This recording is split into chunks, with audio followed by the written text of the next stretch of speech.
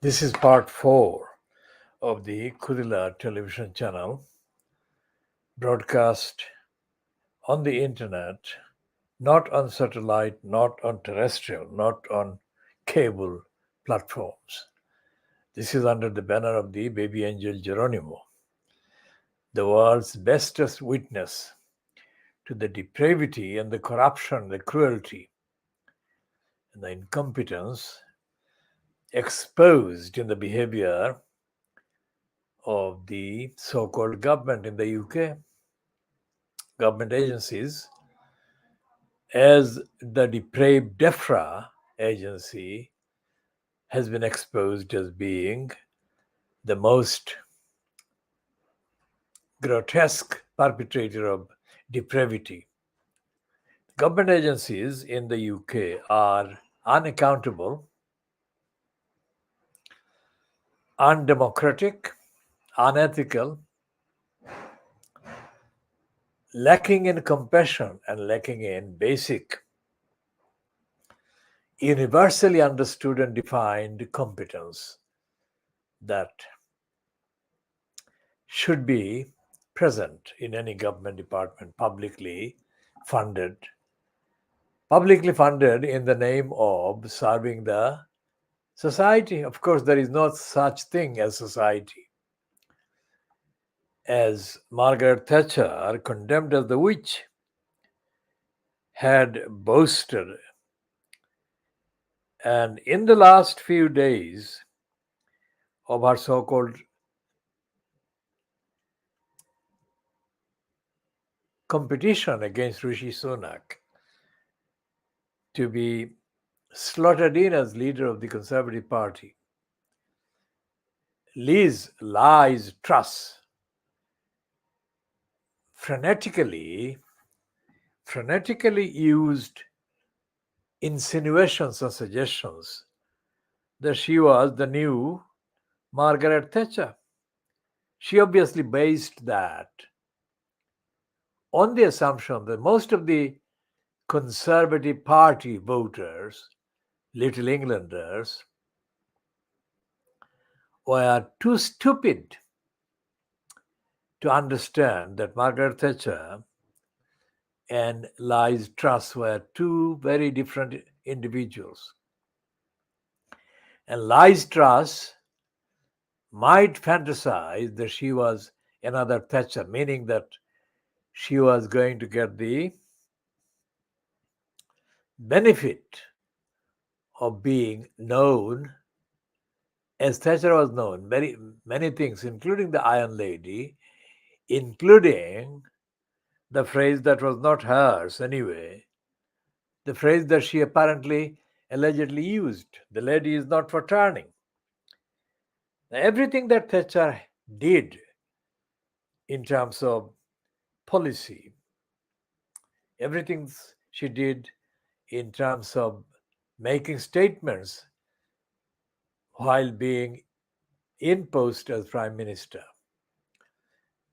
was the wrong thing at the time, but because of the propaganda machine employed to suppress the inherent contradictions, weaknesses, and corruption in her policies, the ordinary people were not given the facts and were not able to act on the facts. So she appeared to be enjoying the approval of the Little Englanders. But then there were serious crises plaguing her regime, which could not be salvaged, and Thatcher could not be saved in terms of her hanging on to the post as leader of the Conservative Party or the incumbent as prime minister. Internal dissension was so high and persistent that serial meetings took place by individual conservatives asking her to resign. And so she resigned. Anyone who was around at the time when Thatcher resigned over 33 years ago would have known that Thatcher was not a role model. And yet, the fact that LieZ Truss thought that Thatcher was a role model and that kind of comparison by her with Thatcher would enhance her claim to be the better candidate as compared to Rishi Sunak. Whatever the reason for her getting the numbers that Rishi Sunak didn't get, and however corrupt the accounting and whatever other lobbying, internal processing or procedural fraud was or were applied is not known so far, but it will be known in due course. In the meantime, today, Sunday, the 2nd of October 2022, LieZ Truss has been in Birmingham, in the English Midlands, where their annual jamboree, so-called annual conference, party conference, begins this weekend. And there are already clear, unambiguous expressions of opinion by very notorious right-wing conservatives in the Conservative Party, in Parliament, in the House of Commons especially, which opinions totally oppose her and condemn her. I mean, for someone like Nadine Dorries to tweet against LieZ Truss about Truss totally destroying all credibility, if there were any credibility, of Crazy Kwarteng, aka the Chancellor of the Exchequer, that is the UK Finance Minister, was a crazy thing itself. For Nadine Dorries to say words to that effect in the tweet, as reported by the BBC, just completes the scenario, which was outlined in the Times yesterday, that is Friday. Somebody saying words to the effect that LieZ Truss would not last as leader of the Conservatives, as the Prime Minister, until Christmas 2022. Now, this is October 2022, November 2022, and Christmas, so it's just under 3 months from now. And it looks that LieZ Truss, although she has remained apparently committed to her stupid tax cut adventurism, it is quite clear from her body language and her choice of words and phrases that she knows that the game is up, the gig is up. Remember Baker, the junior Baker, conservative Brexiteer, super Brexiteer member of parliament, who made a very brief spiel in the House of Commons and condemned Boris Johnson and said that the gig was up or the gig was finished. The gig was the central word that Baker used.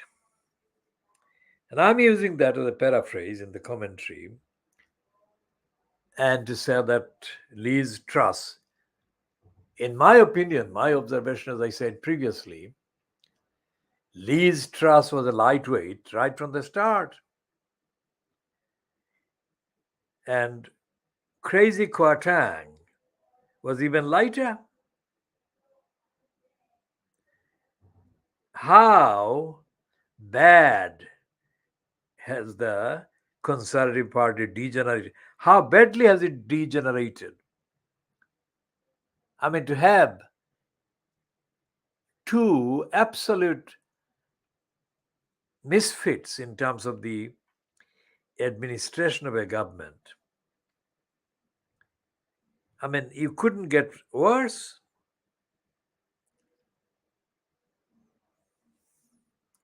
I mean, LieZ Truss was looking, maybe there had been some camera effects as well and technology, looking like she was glowing in fulfillment. But after 48 hours of the critical light being cast on her, not only on television but also on radio, by quite a few local radio stations that had guests quizzing her, LieZ Truss looks really deflated. This is what time is it now? This is 17:28 hours GMT on Sunday, the 2nd of October 2022.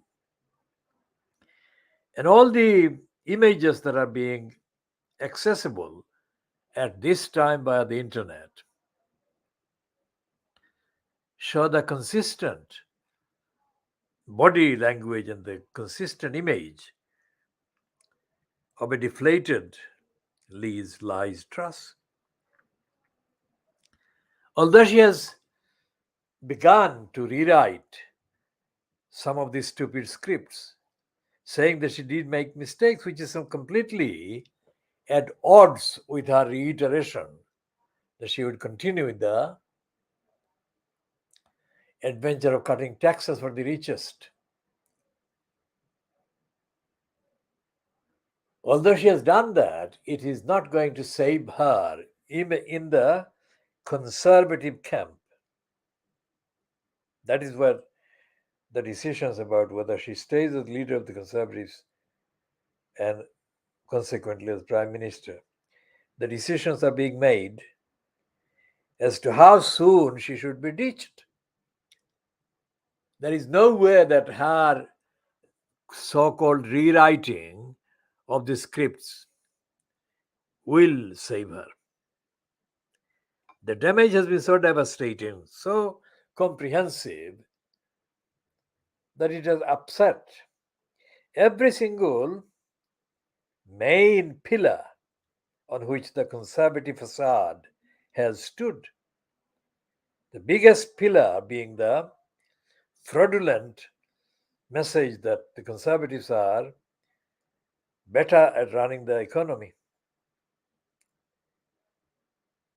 Well, that is the facade, but that is the facade that has been given the equivalent treatment of being real when it came to the Little Englanders and the majority of the Conservative Party voters. That is absolutely without any shadow of a doubt that she is done for.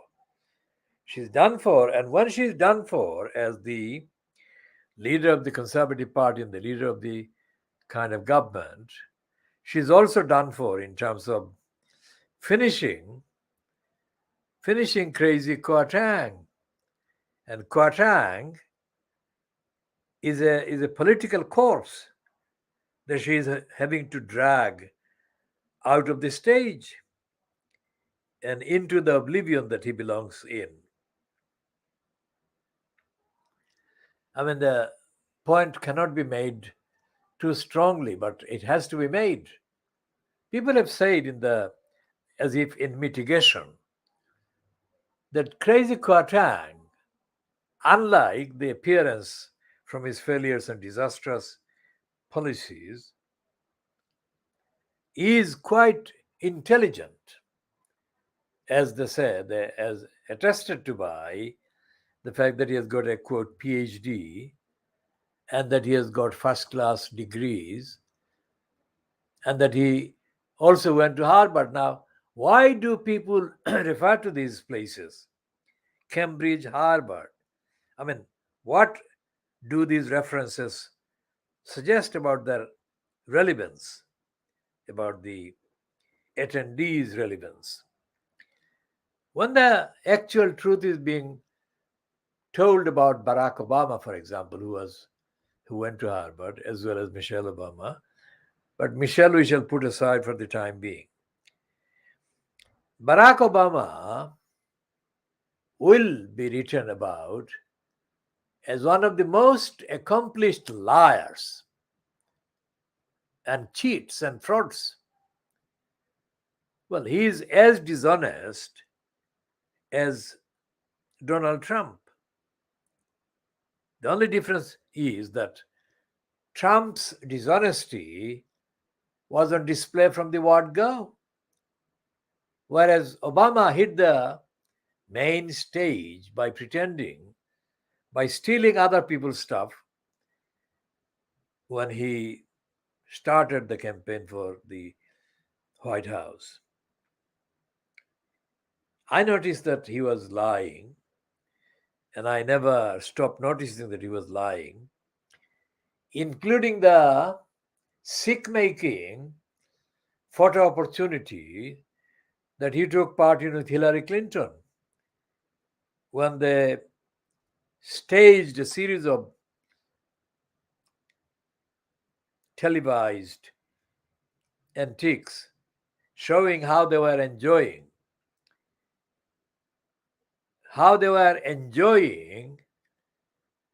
the murder of Osama bin Laden. Again, the truth about Osama bin Laden and how he was, the various stages that were followed before he was murdered, will not be known for quite some time. But it is very clear, will not be known officially, that is. But it's quite clear that Osama bin Laden, at every stage of his presentation as the leader of a terrorist organization and of Al Qaeda and all the other things, everything has been a misstatement, because bin Laden himself was very close to George W. Bush and his family. Now, this has to be a very difficult thing to untangle. How was it that bin Laden became the leader of a terrorist organization from wherever it was? And my observation of all these terrorist events consistently shows that these are all staged. But before going any further, I must say that I firmly believe that there is no room in Islam for anything that can be remotely described as terrorism.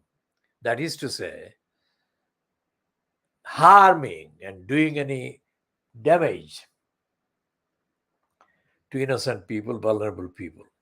Secondly, terrorizing selected targets, any number of individuals in any corner of any country, is the stupidest military thing that can be done.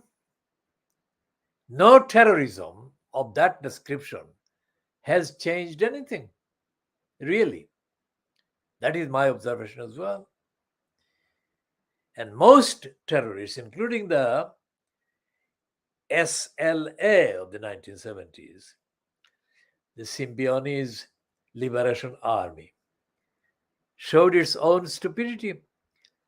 I mean, the Petty Hearst was completely groomed and was sleeping with the terrorists and became one of their spokespersons. So that was a beyond a joke, because the whole propaganda about the Symbionese Liberation Army was based on the innocent white kind of heiress being kidnapped and all the rest of it. Absolute rubbish. And other terrorists, so called, or other brands of terrorism, what do? They don't achieve anything. They don't achieve anything physically, and they don't achieve anything morally. They cannot do that. I mean, moral high ground is a complete opposite to terrorism. And yet, terrorism and terrorist activities remain at the top of the agenda for the likes of Barack Obama and others of his corrupt ilk. They want to rely on the presence, forever presence of the terrorists. Why do they do that? Because they need terrorists, which logically vindicates my thesis that terrorists are not independent moral agents on behalf of the oppressed people of the world, of whatever description. The terrorists are devised and created by the so called target states. So we shall be talking about all of those in due course more, of course. Now, back to the self styled Margaret Thatcher clone, LieZ Truss. She's already done for, as I said, and she's not going to be kind of revived in political terms, because even the 2008 banks collapse and the other similar disasters economically in the capitalist sphere did not do the damage that has been done in the 24 hours of LieZ Truss and crazy Kwarteng. I mean, it is absolutely unacceptable for these two morons to be in the post that they are, and they have been put in.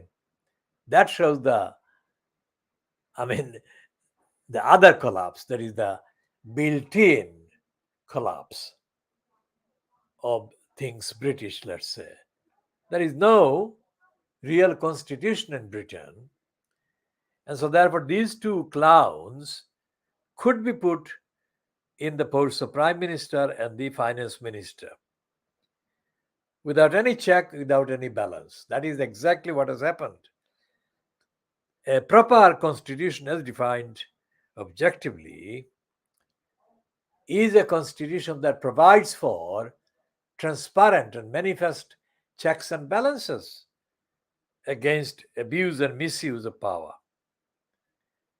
Now, these two, crazy Kwarteng and LieZ Truss, have been all over the place, and they most certainly have not shown any intellect. And Michael Gove is a very opportunistic individual who has served his careers by sucking up to Rupert Murdoch. Most of the times he was given a platform by Murdoch as a senior Times name. And then when Donald Trump got in at the White House, Dirty Digger Murdoch played the strings, and he stayed off camera while he allowed the clown Michael Gove to appear to be quizzing the just installed Donald Trump. That was a transparently stupid interview, no matter how it was sold, that is promoted. And if Michael Gove was a moral individual, he would not have done that. But he's not a moral individual. He's a selfish careerist, petty careerist individual who would do anything at the bidding of Dirty Digger Murdoch, because Murdoch for some years harbored the thought or the plot that he would be able to install Michael Gove as the leader of the Conservatives and then as the Prime Minister of the UK. Murdoch didn't care about the morality, about the society or anything. All Murdoch cared about, and he is still caring about, is how he could use, control the incumbent in the office of Prime Minister of the United Kingdom.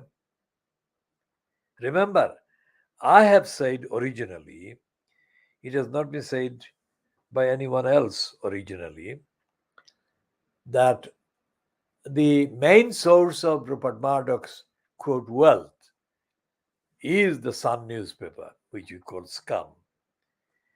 Because for decades, the scum was the stable main first stop for most of the brainwashed little Englanders who went for page 3 and committed the act in broad daylight of consuming page 3. And they would do anything to support the kind of brand. And for many, many years, too long, this scum prevailed as the newspaper, as the title so called, with the highest circulation, highest number of readers. This was the source, and Rupert Murdoch made billions from the little Englanders, from this scum. But in return, Rupert Murdoch has not reciprocated the kind of hospitality that the UK government machines gave him. He didn't pay the taxes to the extent that he owed the taxes. He did pay, but he didn't pay anywhere near the extent to which he owed and still owes taxes to the British public, to British society. And as the revelations, although they were not complete revelations, but as the revelations by his mistress, Rebecca Brooks, his real mistress is Rebecca Brooks. I mean, it's obscene and sick, but he has treated her as the woman with the highest secrets and mysteries. Now, Rebecca Brooks is a shallow, dishonest individual, and she really has been Murdoch Small, as gangster Small. As Rebecca Brooks was forced to confess in the public hearings that she took part in, she was compelled to take part in during the Levison so-called inquiry. All the prime ministers, Cameron, and before him, Blair, were, behaving as her poodles. Think about that. And Tony Blair bowed to Rebecca Brooks as Murdoch's mistress. Cameron bowed to her as Murdoch's mistress. And the reason why they bowed to her was simple, as the scum boasted. Because it's the scum that done it. One scum said that it done the proper difference. They made the difference in terms of Tony Blair getting the votes. It was very serious claim, and it was true. Because most of the Little Englanders that consume, literally consume, and financially consume the scum, literally consume because of page 3 and the sub pornographic content, which was the main reason why they bought it and kept it at the top level of circulation. These people, the Little Englanders, never had any brains, as Donald Trump boasted in the 1980s in a kind of private conversational statement. To him, the American Republicans were the most stupid people in the whole country, and that the Republicans voters could be manipulated to do anything, which has turned out to be absolutely true. So the equivalent stupidity is and has been present in the Little Englanders, who have been making Rupert Murdoch the world's biggest media owner. Murdoch is a fraudster, but because the British media, the other parts of the British media, is timid and morally compromised itself, that is the rest of it, there has been no investigation of Murdoch. There is absolutely has been no investigation into Rupert Murdoch's taking over of the entire state in the UK. When the Guptas, the Punjabi born Guptas, arrived in South Africa and began their project to take over the whole state apparatus in South Africa, they targeted the likes of Jacob Zuma and they took over the whole state. This is what Murdoch has done in Britain.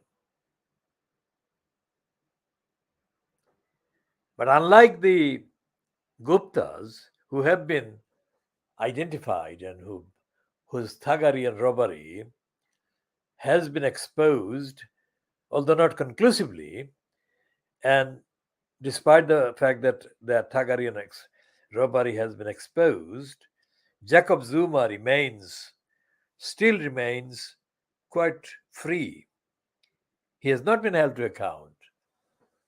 And all these hungry, starving people, black people in so-called free South Africa, have yet to be able to taste the freedom that they were supposedly promised after apartheid. In the UK, because the entire media, including the BBC, the media is intimidated and devoid of investigative pursuits of the likes of Murdoch, because the only exception was when this Millie Dowler thing happened and led to the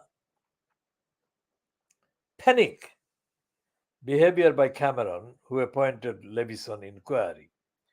That was a very, very significant exception, because Millie Dowler, as a child, young girl, had so much emotional factors around her to make the public outraged about what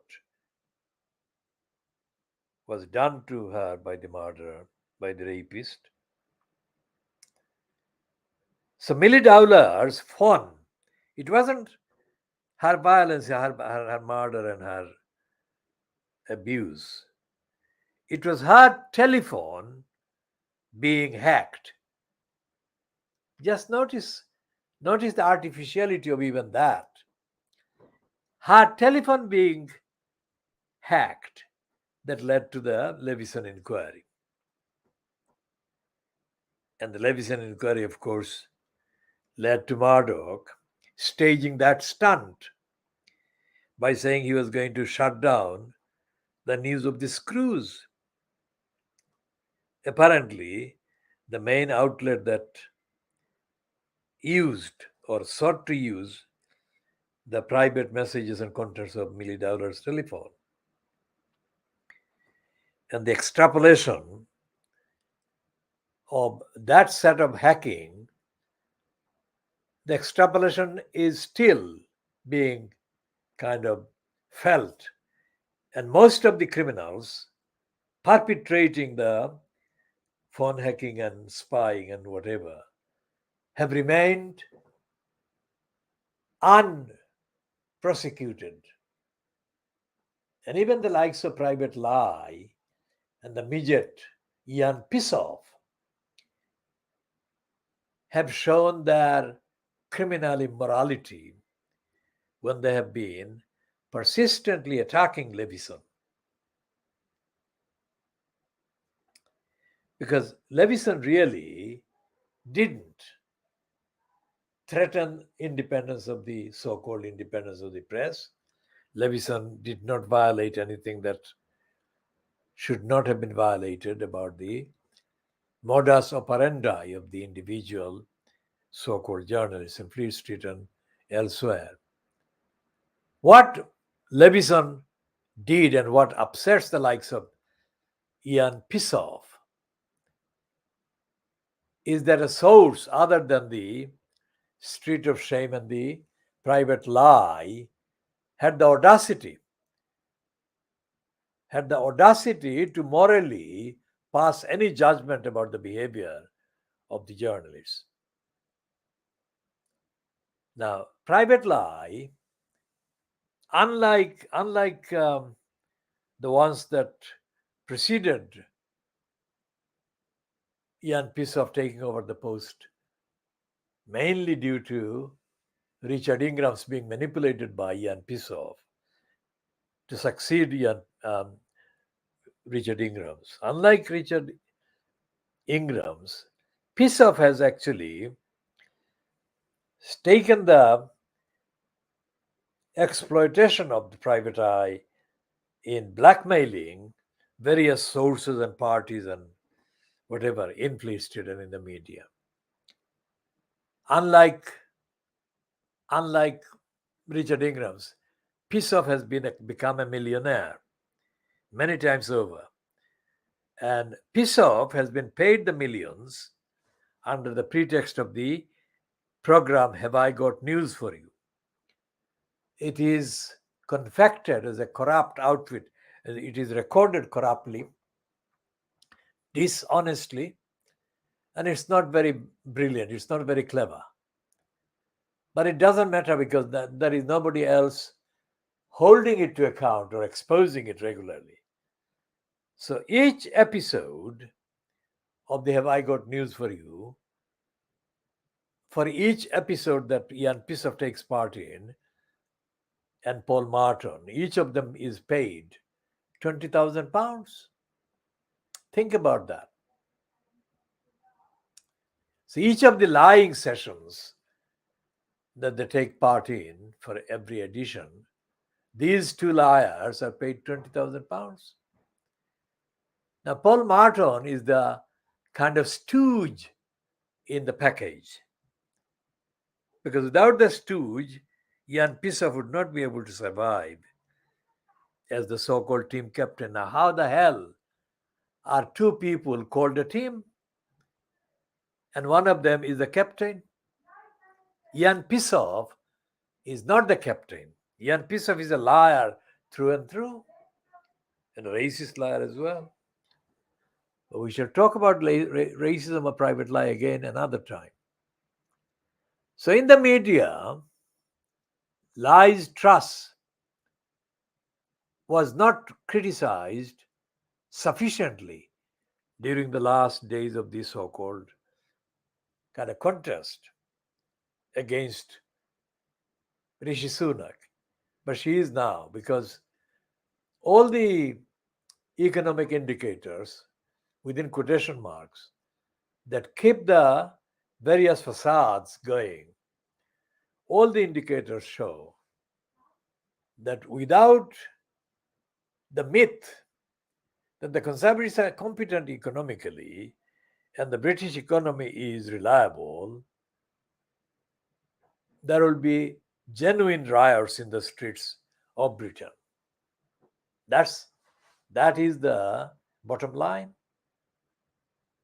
The riots began when Thatcher introduced the poll tax in 1990.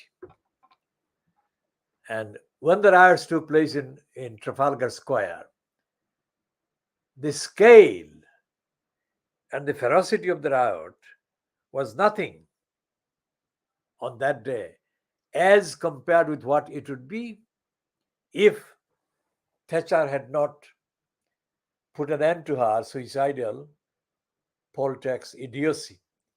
And that showed actually that Thatcher was economically stupider, because this poll tax idea was the product of the brains of another midget, Oliver Let Down. Oliver Let Down was the idiot that came up with the idea of the poll tax. But the poll tax was not totally withdrawn. Council tax and other things that were introduced as sneaky replacements of the poll tax have been unfair and are unfair and are instruments for keeping the poorest people in poverty and keeping the disadvantage of the low income groups and individuals perpetrated throughout the decades since the 1990s. And the Labour Party, so-called as a so-called opposition, has not provided an answer. In fact, as everyone knows, Tony Blair wore the Labour Party name, but he was a conservative of the worst kind. So much so that the most dishonest conservative on the record, Boris Johnson, kept praising up to the last days of his kind of tenancy, kept praising Tony Blair as a model.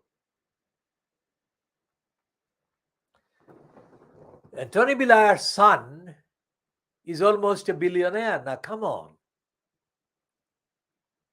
Where is the investigation? How on earth could Tony Blair's son become a near billionaire? Where is the report? Where are the investigative reports?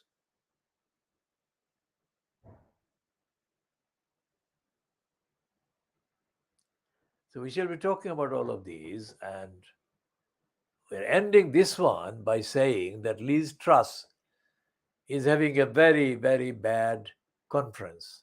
She shouldn't have any other way. She should be sunk at this so-called conference, and she should not survive another month. But she may survive because of the imperfections and the lack of actual scrutiny by the opposition MPs and also by the so-called rest of the media. We shall continue in due course.